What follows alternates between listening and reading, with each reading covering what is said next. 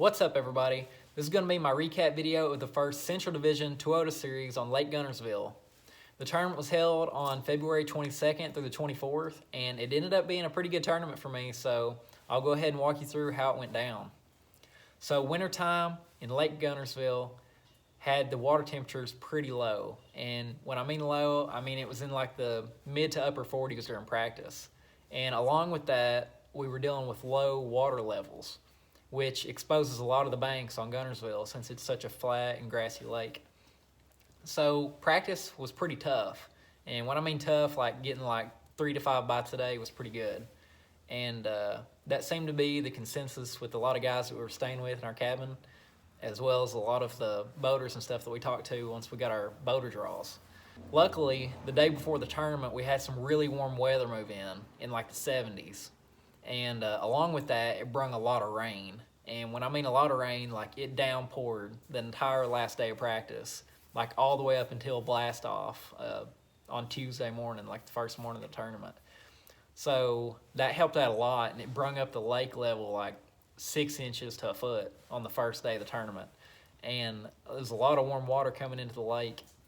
And whenever you hit that magical number, like, 50-degree water temperatures on Lake Guntersville, like, stuff's about to go down, and that's exactly what happened. And the weights were a whole lot higher on the first day of the tournament than what anybody expected, that we were staying with at least. And I think that had a lot to do with, the water levels coming up, as well as the warm temperatures warming the water up. So unfortunately, day one of the tournament for me was pretty poor. And I had a good boater draw. We had an awesome day. We went into like some backwater pond areas where he found some fish in practice. And we was actually fishing a bridge in the back of one of these little backwaters. And I caught a few fish on the old Alabama rig, 4-inch Kitex. My dummies were 3.5-inch Kitex, little 1/8-ounce heads with the Flash Mob Junior. That caught a few fish for me, as well as the Jackal TN60. It caught a couple as well. Unfortunately, none of them were keepers. They were all just little short fish, so I didn't get to bring any fish in on the first day, which was very disappointing because, once you pay these big entry fees and you prepare for months leading up to these tournaments and then you zero on day one, that's pretty heartbreaking. So I had my head down going into day two, but fortunately we had a comeback. So I'll go ahead and play the weigh-in for day two, and then we'll talk about it. Dakota Bishop, co-angler out of Mount Vernon, Kentucky. 5 in the bag on day two that are going to weigh 13.8, Dakota. Put yourself in the middle of check range with 1 day's catch. So as you all seen, we had a whopping 13 pounds and 8 ounces on day two out of the back of the boat. Came back and got a check in the first Central Division Toyota on Lake Guntersville. We absolutely salvaged the tournament on day two. And it was an absolute blast. And we're not going to mention this anymore, but I did lose a 6 or 7 pounder at the boat that would have put me at 17 or 18 pounds. But like I said, we're not going to talk about that anymore. It was an absolutely fun day. I had all twins. I didn't have any big ones. They were all like 2 to 3 pound fish. And it was just so much fun.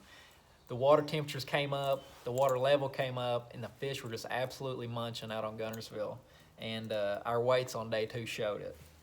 So the first thing my boater did early in the morning is went into these marinas that he'd been catching his fish in. And I was paying attention to the back graph on the back of the boat.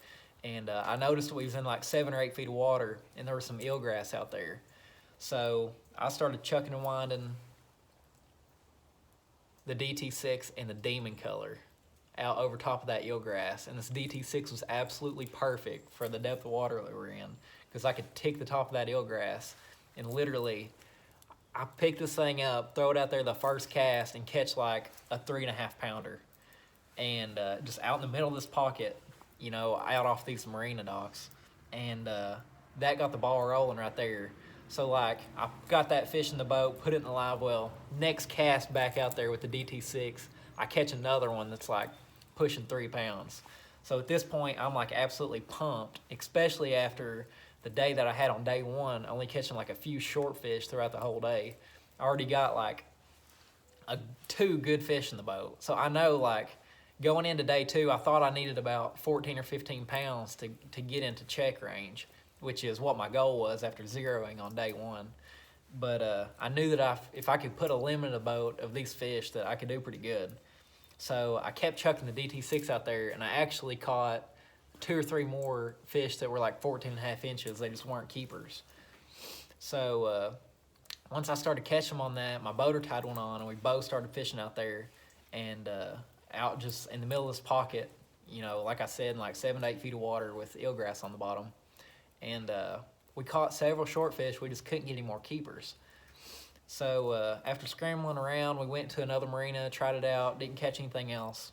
So he decided to go and hit a spot that he had caught a couple fish on in practice. And this spot was in this big bay, and it was a secondary point that ran out and dropped off in like, the tip of the point was like 3 to 4 feet of water, and our boat was sitting in like 6 or 7, and we was throwing up on this secondary point. So we pull up there, my boater throws out there and catches a 5.2. So he puts that fish in the live well, throws back out there the next cast and catches a 5.7. So I net that fish for him. While he's sitting there fooling with the fish, putting it in the live well, I throw out there, this is when I hang the giant. It was like, he had just caught a 5.2 and a 5.7, and this fish was a lot bigger than either of the ones that he caught. It was over 6 pounds. It might have been pushing 7 pounds. I said we weren't going to talk about it again, but you know, I had to bring it up in the story. So I'm fighting that fish, and this would have been my 3rd fish, so like I really needed him at this time. And fighting him, playing him, I fought him for like a minute or 2. My boater had the net ready. He literally, the water was pretty clear, so I could see him coming up, and it was like, you all that fish know what I'm talking about. Like, he was coming up to the net, like, get the net ready, like he's coming. And I could literally start to see color on him. My trap just pops out of his mouth. And by trap, I mean this dude right here. The Jackal TN60 is what I was throwing. But I didn't really think it mattered. My boater was throwing something else, and we were both catching fish about the same. I mean, the fish were just biting. So after losing that big one, I was pretty disheartened, and we just kept on fishing. And what happened is I kept throwing that lipless around, and I put a limit in the boat like really quick, and we was catching a lot of fish, and they were good quality fish. And at this point I had like probably 12 pounds or so. So catching a lot of fish, they just, no more giants, you know, like the 5 and 6 pounders that we needed. So we fished that spot for a while, and eventually, you know, it slowed down, stopped getting bites. So we ended up running back to the marina where I had been catching them on the DT6. We put the boat down. He starts fishing in front of the slips like he had been, you know, through practicing the first day of the tournament. I chucked the old DT6 back out there, catch another good one. So then we start culling. So culled a fish out, fished around there some more, caught a couple more short fish, no more luck. So then we ran back to the spot where we caught the giants and, you know, so many keepers. And I ended up culling like 2 or 3 times right at the end. And it was hilarious. Like, I wish I had a video of it, because I didn't have cull tags on my fish, and all these fish were like twins. Like, I had 13.8, like divide that by 5, and that's how big each fish was, because they were all identical to each other.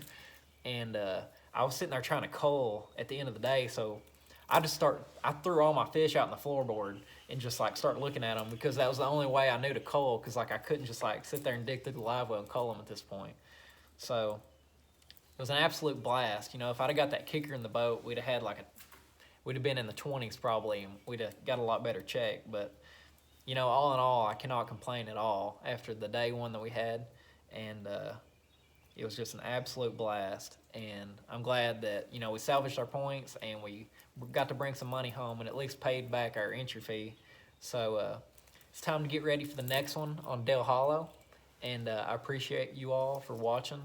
And maybe I'll bring the GoPro along next time and get some footage of me actually out there fishing. So these videos won't be so boring, and it won't just be me sitting here talking. So like I said, thank you all for watching, and I'll see you at the next one.